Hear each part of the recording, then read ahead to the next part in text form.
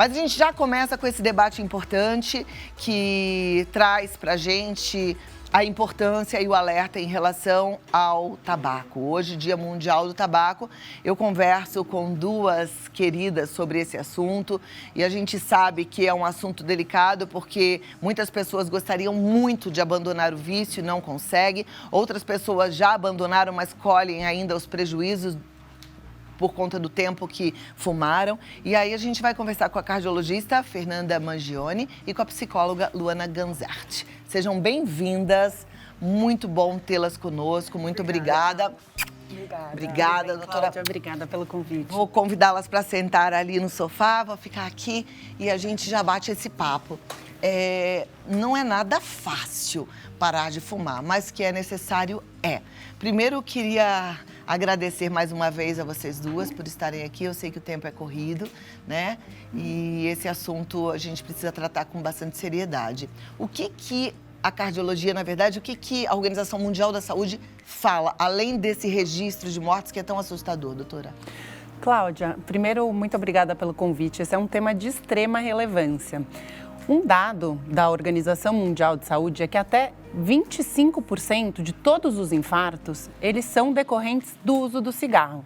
Então, para você ver a importância disso. E a principal causa de morte evitável no mundo, o tabagismo e todas as doenças consequentes do tabaco, né? Então, a importância da gente nem começar a fumar, porque como você mesmo disse, é uma coisa muito difícil depois da gente parar. E é um mal que a gente não faz somente pra gente, mas a todos que estão à nossa volta, né? O tabagismo passivo, como você bem comentou. Então, acho que são muitas questões que levam a essa preocupação tão grande do cigarro, né? Que é um mal da humanidade há muitos anos. Com certeza. O cardiologista fala bastante sobre o infarto, mas a gente sabe que existem outras complicações, né? Que o cigarro também traz. Inclusive, os pneumologistas, eles ficam arrepiados quando a gente fala de tabagismo, porque tem doenças seríssimas. O enfisema pulmonar é uma delas, né? Sem dúvida. A gente sabe muito dos cânceres, né? O tabagismo, ele é associado a até 30% de todos os cânceres, principalmente os cânceres de pulmão, que não é o único câncer associado ao tabagismo. Mas o cigarro, ele pode levar ao AVC, que é o derrame, que tem consequências gravíssimas, né? As pessoas ficam sem andar, sem falar. Doenças, de maneira geral, que a gente fala vasculares, que depositam a gordura nas artérias. Isso é uma doença sistêmica, não é só do coração. Então, é das artérias que vão para o cérebro, das artérias que vão para a perna. Então, as consequências, elas são enormes. Não é só um infarto, como você bem pontuou. São diversas e as doenças pulmonares, sem dúvida nenhuma, o enfisema pulmonar, que é a doença obstrutiva crônica, pulmonar obstrutiva crônica, que leva a sequelas gravíssimas. A gente vê pacientes que não conseguem nem andar, que têm cansaço de estarem parados. Ao repouso é uma coisa desesperadora quando a gente vê isso. Eu vivi isso na pele com meu avô, ele teve um enfisema pulmonar e olha que ele tinha parado de fumar, acho que uns 20 anos antes de descobrir o enfisema pulmonar. E ele já na cama, ele não conseguia mais andar, com balão de oxigênio, e ele falava bem fraquinho, não fuma, nunca fumem, porque era um sofrimento gigante, né? Eu acho que só quem viu isso realmente entende o quão sofrido é você ter uma doença como essa. Mas, obrigada, doutora Fernanda. Mesmo assim, Luana, eu vejo jovens interessados ainda no cigarro, agora naquele cigarro que parece inofensivo, que é o pod, eletrônico, né? E aí eu queria que você falasse um pouquinho o que tem por trás dessa vontade da experimentação, porque eu não acredito que ninguém já fume um cigarro querendo ficar viciado para sempre, né? É a experimentação. O que tem por trás disso? Existe o ser humano, de uma forma geral, ele tem uma curiosidade nata, ele vai explorando, né? E isso tem crescido nos jovens porque os jovens estão em ambientes que estão mais propícios e vulneráveis à experimentação. É uma idade de jovem, adulto ali, início da até pré-adolescência, né? Adolescência ali, começa a explorar lugares onde o contato com o cigarro é muito grande, muito forte, lugares onde vende isso, né? E a gente sabe que, por mais que os pais, muitas vezes, dentro da casa orientem, muitas vezes nem fumem, se você está num ambiente como este, qualquer pessoa pode estar ali te oferecendo. E a necessidade de ser aceito, de ser acolhido, de ser visto no grupo onde ele está inserido faz com que muitas vezes ele tome a decisão de fazer o uso. É verdade que o jovem não gosta de ser diferente dos amigos, ele gosta de ser parecido? Essa é a grande questão, né?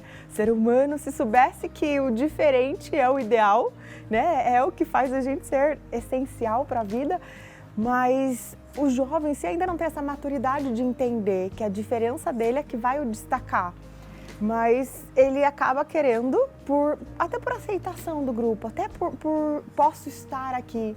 O ser humano ele tem uma necessidade de ser amado. E a necessidade de ser amado está conectado com a necessidade de ser aceito. Ele busca ser aceito onde ele está. E se os colegas fazem, eu preciso ser descolado, eu preciso estar no meio, estar no ciclo, as pessoas precisam me ver. Então acabam aceitando muitas vezes com facilidade. É interessante isso. Não, e uma questão que eu acho que você chamou muito a atenção, Cláudia, essa questão do cigarro eletrônico, que ele veio como uma coisa menos maléfica, né? Para diminuir os malefícios do tabaco normal, porque não tem a combustão.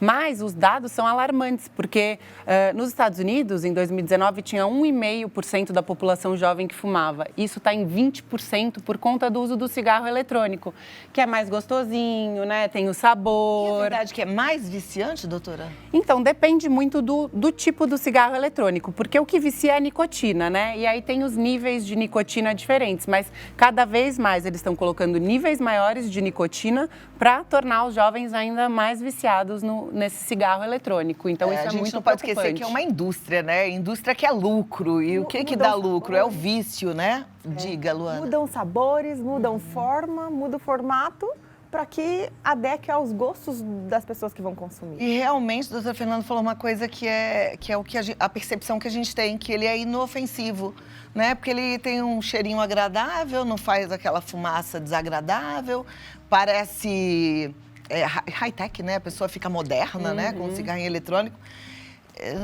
Tudo errado. Não, tudo errado, e os estudos mostram que o cigarro eletrônico ele aumenta em 2 vezes o risco de uma pessoa ter um infarto. E o que é mais assustador é quando a gente vê que os estudos patrocinados pela indústria do tabaco, eles não mostram esses dados, eles são manipulados os estudos. E os estudos sem o patrocínio das indústrias, eles mostram esse dado que eu falei para você, que até 2 vezes mais o risco de infarto nesses jovens que fumam um cigarro eletrônico. Então, não é inofensivo, isso já está provado. Ou seja, tem jovens infartando muito mais do que infartava-se antes. Sem dúvida nenhuma. Agora, tem adultos também que fumam cigarro eletrônico, né? Para ficar parecendo jovem. Antigamente era o contrário, o jovem fumava para parecer adulto. Hoje tem adulto que fuma para parecer jovem. Olha que loucura. E isso é fato. Eu vejo na noite, eu vejo nas pessoas na rua. Não, e você vê que quando na noite as pessoas compartilham muito mais, né, esses cigarrinhos eletrônicos, porque ele tem um gostinho gostoso, a fumaça não é aquele cheiro fedido, né, que sai do cigarro. Então aí fala, experimenta, aí um vai lá, experimenta, todo mundo acaba fumando um pouquinho, então acaba sendo uma coisa bem mais perigosa, eu acho. E do mesmo cigarro, do mesmo pod, que também tem um risco aí de contaminação via oral, né? Ia falar sobre isso, né? Porque a porta de entrada para outros tipos de doenças, né? Além das que já foram citadas pela doutora. Agora, você falou uma coisa, Luana, que chamou a minha atenção, que é a necessidade de ser amado. Eu acho que esse é a grande questão do ser humano, né? Eu acho que a gente vive para isso, para ser amado. A gente trabalha, no fundo, para ser amado, a gente quer ter sucesso para ser amado, a gente quer ser promovido, porque a gente quer ser reconhecido, né? A gente quer se sentir amado. Como é que a gente faz para garantir nos nossos filhos, e aí pensando nas mães que estão assistindo, tem jovem também assistindo, aí também vale você pensar um pouquinho no que a Luana vai trazer para a gente, mas para que a gente não precise tanto da aprovação do outro, tanto da afirmação do outro, que a gente, por si só, entenda que a gente é amado? Primeiro, sempre é olhar para dentro de si, né? A gente busca respostas muito aqui fora, no meio. Mas a grande verdade é que as respostas de todas as nossas dúvidas estão dentro de cada um de nós. Então, buscar por se conhecer cada vez mais. Quem é você de verdade? O que você veio fazer no mundo? Né? O que a tua vida representa para a tua família, para o ambiente onde você está? O importante é você sempre fazer algumas reflexões sobre quem eu sou e por que eu faço o que eu faço. Se eu vou fazer uma escolha, qual é a consequência dessa escolha? Qual que é a vantagem que eu terei nessa escolha? Porque nós vivemos nos equilibrando entre prazeres e desprazeres. Isso é natural da vida, todos nós passamos por isso. Mas para eu não buscar sempre ser amado pelo outro, primeiro eu preciso começar a me amar. Eu preciso buscar esse auto-amor. E para as mães que gostariam que os filhos não experimentassem ou parassem de fumar, o que elas podem fazer para reforçar essa sensação de amor, de amor próprio, né?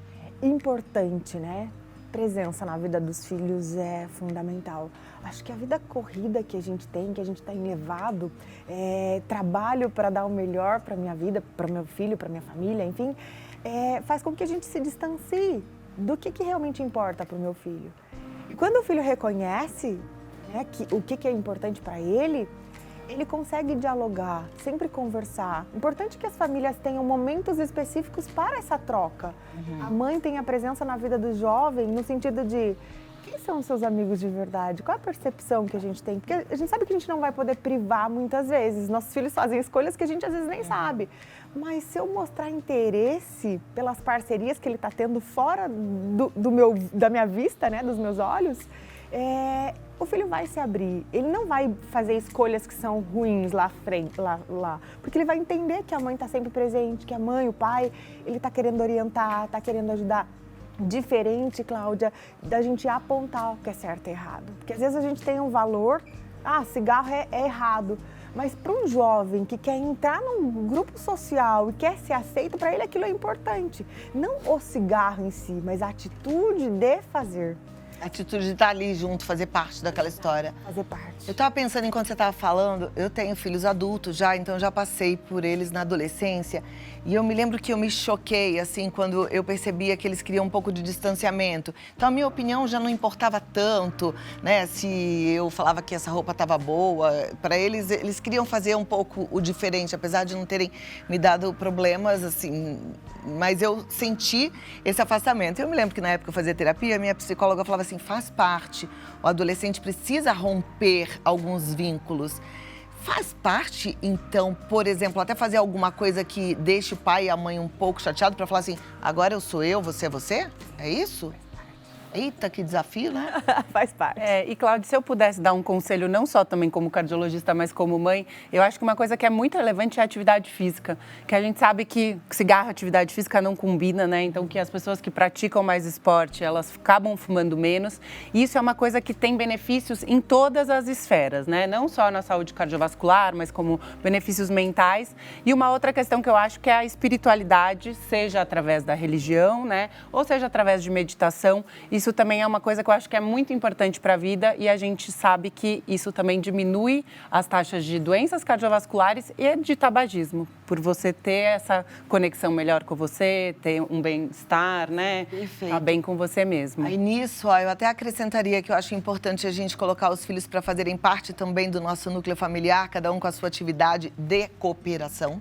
Né? Porque tem filho hoje que é tipo hóspede no hotel do pai e da mãe, né? E é tudo, eles são servidos, então eles têm que ter, eu acho que você faz isso enquanto eu faço aquilo, você tira a mesa, eu lavo a louça, ou eu tiro a mesa, você lava a louça, leva o lixo lá fora, né? Ele tem que se sentir, porque isso faz a gente se sentir parte. Né? E eu acho que o serviço social também, eu vejo, antigamente, eu acho que era mais comum, a gente levava os filhos, eu levava meus filhos para visitar sempre asilo, orfanato, isso era muito bom para eles, eu acho que isso é uma coisa que a gente tem que resgatar nos filhos, né? Para olhar um pouquinho o mundo fora.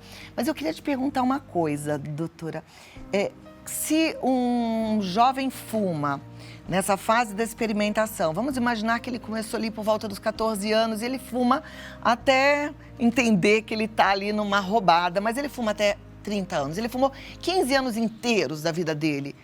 Esses prejuízos, eles são sempre reversíveis ou às vezes não? Essa é uma pergunta muito inteligente, muito interessante. Existem prejuízos que não são reversíveis, como você contou o caso do seu avô, por exemplo, o enfisema. Tem um nível de dano que não volta mais. Mas, principalmente dessa parte cardiovascular, o que a gente sabe, se não te aconteceu nada até aquele momento, se você ficar sem fumar 1 ano, 50% do risco já diminui. Mas isso só vai zerar em torno de 10 a 15 anos que você deixou de fumar. Então, é muito tempo, se você for pensar. No caso do coração, no caso do sistema cardiovascular. Mas do sistema pulmonar, não. Parte do dano é reversível pulmonar, mas tem um momento em que aquelas células, elas morreram.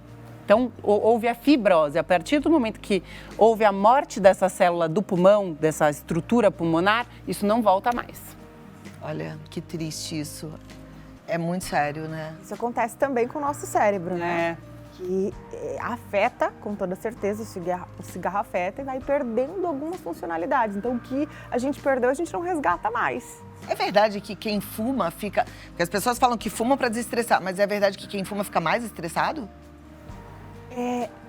Quando o nível de nicotina ali do organismo ele vai baixando, a necessidade do cigarro vai aumentando, a pessoa começa a se estressar porque ela está ali precisando daquela química que está acabando do corpo dela.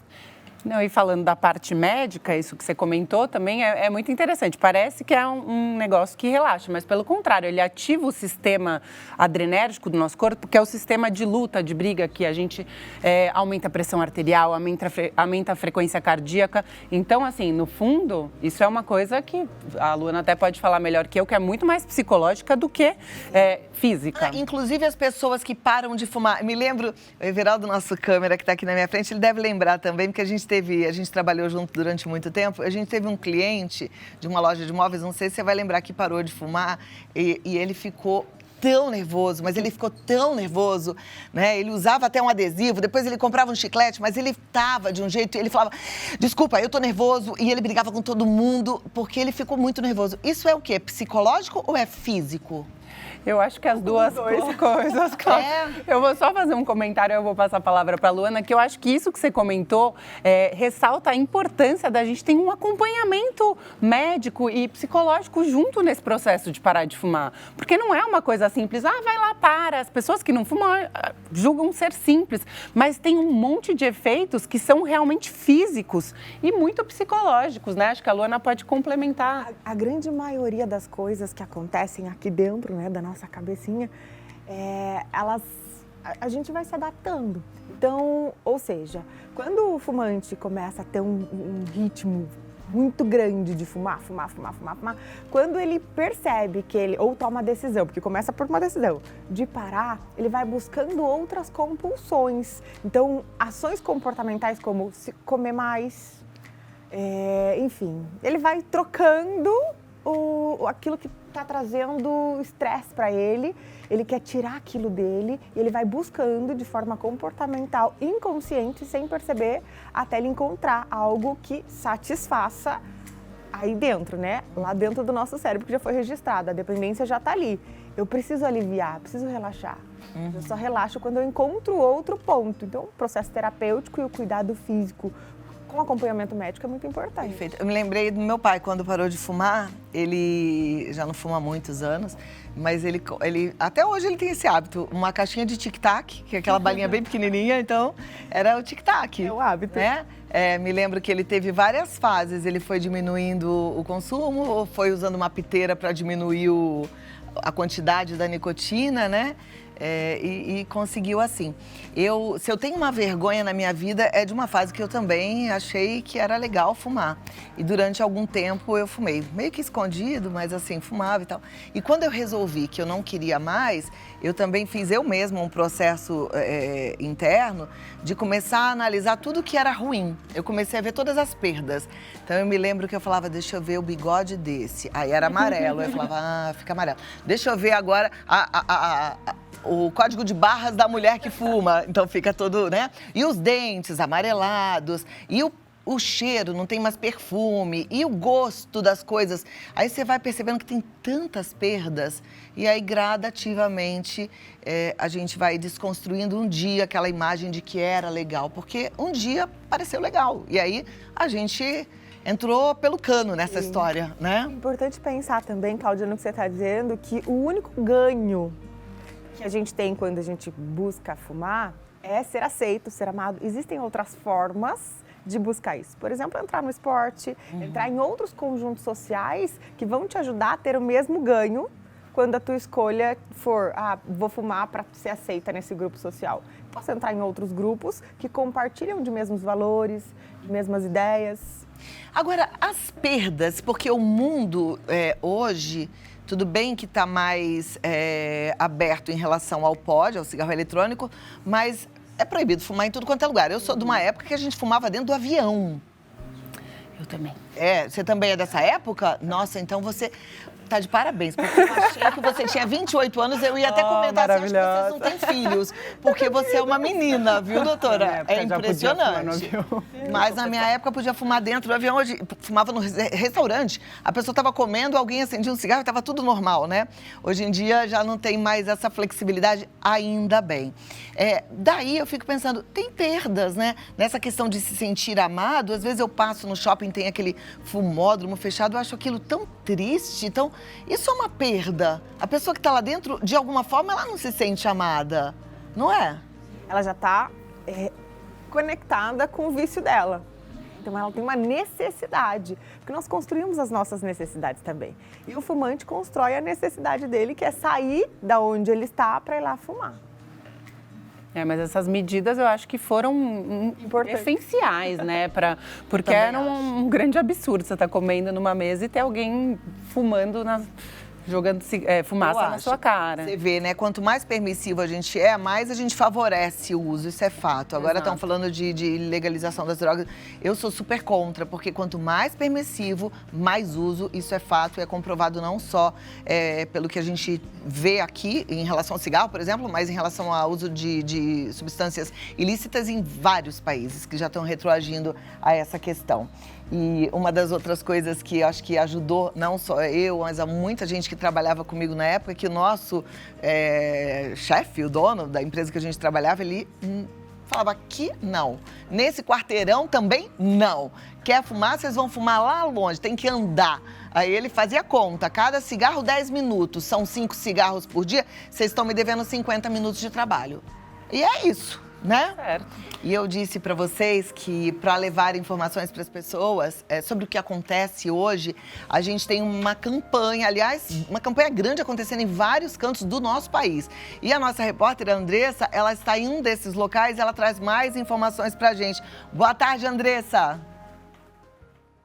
Boa tarde, Cláudia. Boa tarde a todos. E hoje, no Dia Mundial Sem Tabaco, nós estamos aqui em uma estação do metrô de São Paulo, onde passam milhares de pessoas. E aqui está acontecendo uma campanha para conscientizar a população sobre os malefícios do cigarro. Eu estou aqui com a doutora Ana Carla. Doutora, conta pra gente um pouquinho sobre essa ação.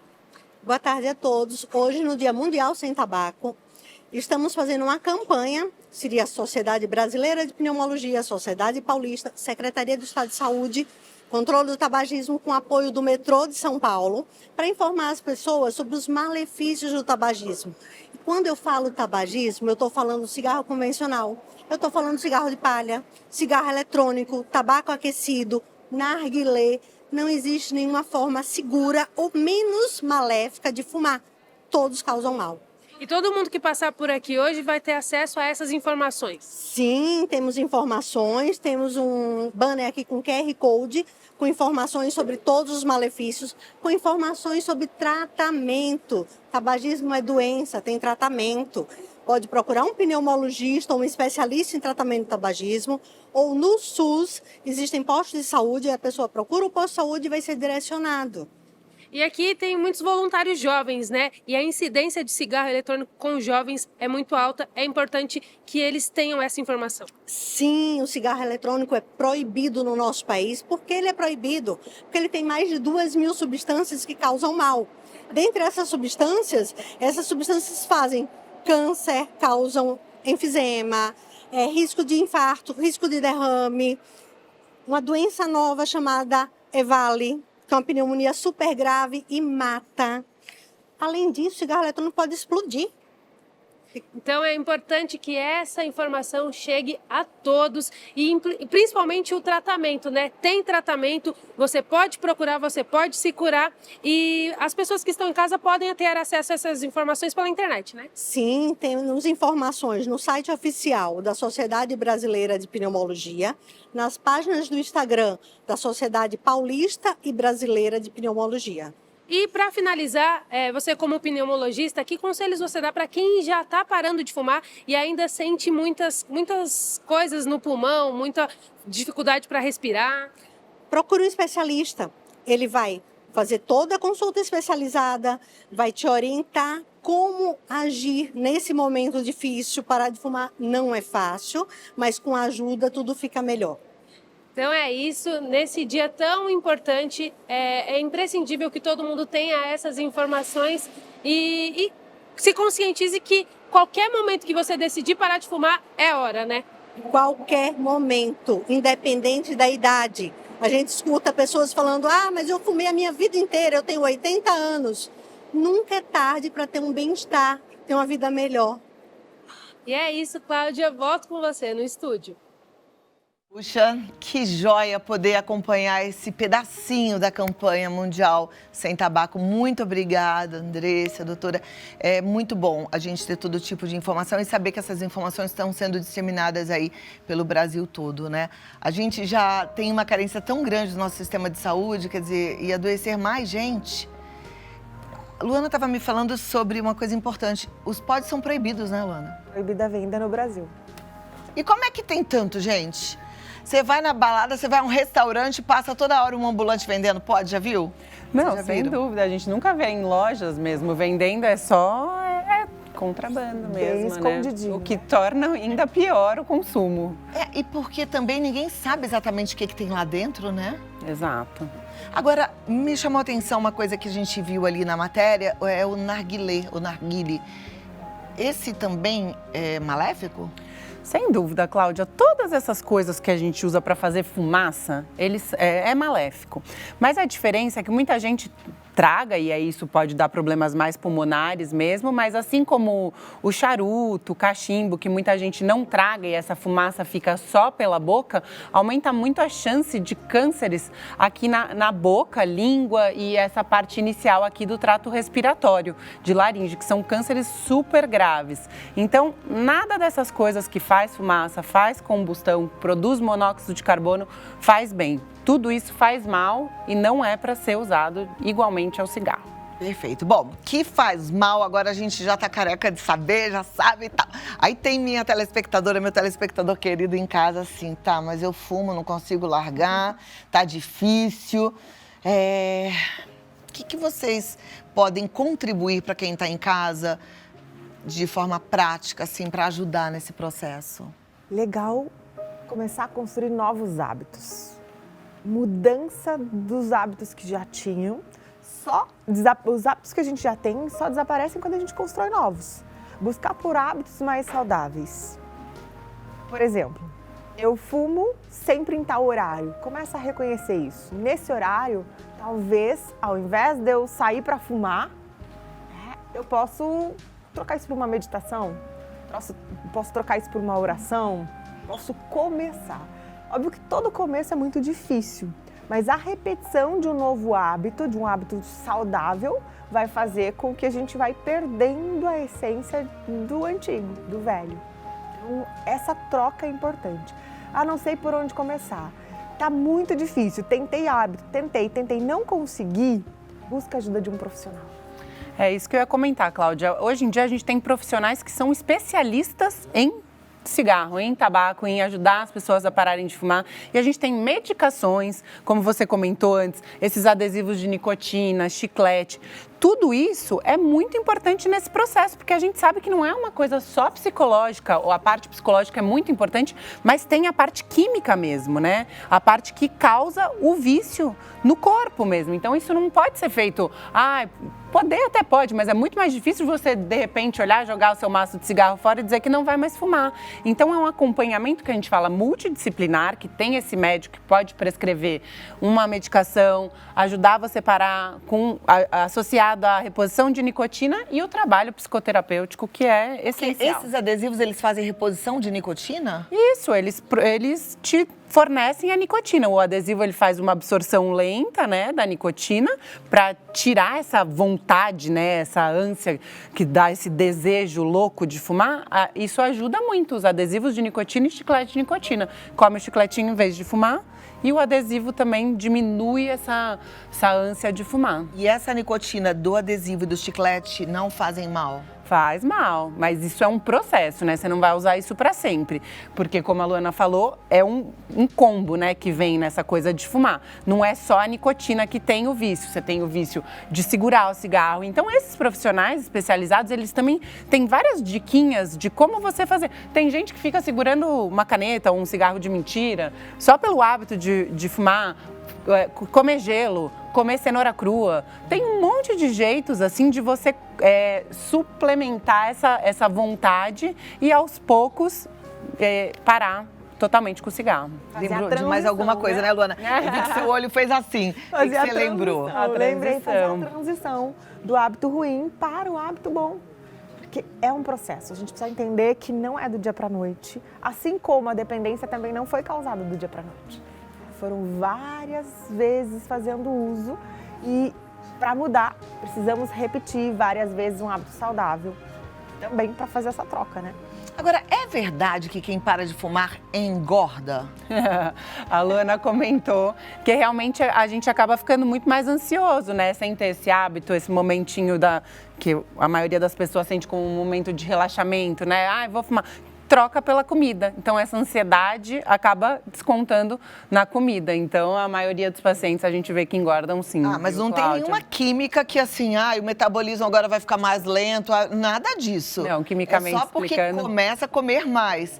Também a comida começa a ficar mais gostosa, né? Sem dúvida, Tem porque é outro uma gosto. outra questão. Mas né? você deu uma ideia boa, mudança de hábito, mas aí para hábitos saudáveis, né? Então, de repente, eu gosto de tomar meu cafezinho preto de manhã e depois fumar um cigarro. Já não tomo mais café. Você faz assim, não vai mais tomar café de manhã, vai para academia fazer um exercício. Né? Aí toma só depois do exercício. Aí você já vai querer fumar menos, porque você vai falar, poxa, agora que eu fiz essa corrida legal, como é que eu vou fumar um cigarro, né? Exatamente. Já vai melhorando. E mudança, né? Quando a gente falou de uma equipe multidisciplinar, entrar também um personal. Alguém para cuidar da tua alimentação, alguém para cuidar do teu corpo físico. Porque somos seres integrados, corpo, mente e espírito, né? É importante cuidar desses três. Perfeito.